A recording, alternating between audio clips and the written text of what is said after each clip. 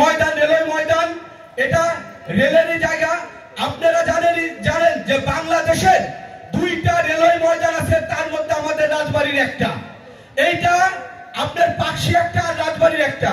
তা এই ময়দানটা আমি জিল্লুল হাকিম মহোদয়, এমপি মহোদয়, আমি মন্ত্রী মহোদয়কে বলবো যে এই ময়দানটা যেন আপনি আরো সুন্দর, এবং এই মাঠে সাধারণত আবাল বৃদ্ধ বনিতা দেখবেন ভোর থেকে শুরু করে রাত 8টা পর্যন্ত এখানে মানুষের খেলাধুলা এবং বিচরণ।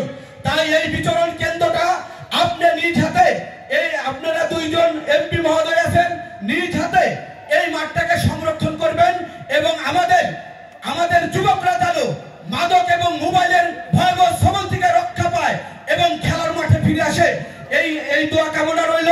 পরিশেষে আজকে এই মেলা যেন সুন্দর সুশৃঙ্খল ভাবে হয়, এর জন্য আইন শৃঙ্খলা বাহিনী এবং আমি পুলিশ সুপার মহোদয়কে বিনীতভাবে অনুরোধ করব আপনার সদাই সুদৃষ্টি থাকবে। এবং আমি বলবো যে যেহেতু আমাদের বিনোদনের কোনো ব্যবস্থা নেই, আমি যুব সমাজকে বলবো যে আপনারা সুন্দর সুশৃঙ্খল ভাবে এই মেলা পরিচালনা করার জন্য সার্বিক সহযোগিতা করবেন। এবং পরিশেষে সবার সুস্বাস্থ্য কামনা করে এবং আরেকটু দৃষ্টি আকর্ষণ করে বলছি, এই যে সাংস্কৃতিক অনুষ্ঠান হবে, বিভিন্ন অনুষ্ঠান হবে, নামাজ এবং আযানের সময়ের বিরতিটা আপনারা অবশ্যই খেয়াল রাখবেন। এই বলে আমি আমার সংক্ষিপ্ত বক্তব্য শেষ করছি। জয় বাংলা, জয় বঙ্গবন্ধু, জয় বাংলার মেহনতি মানুষ।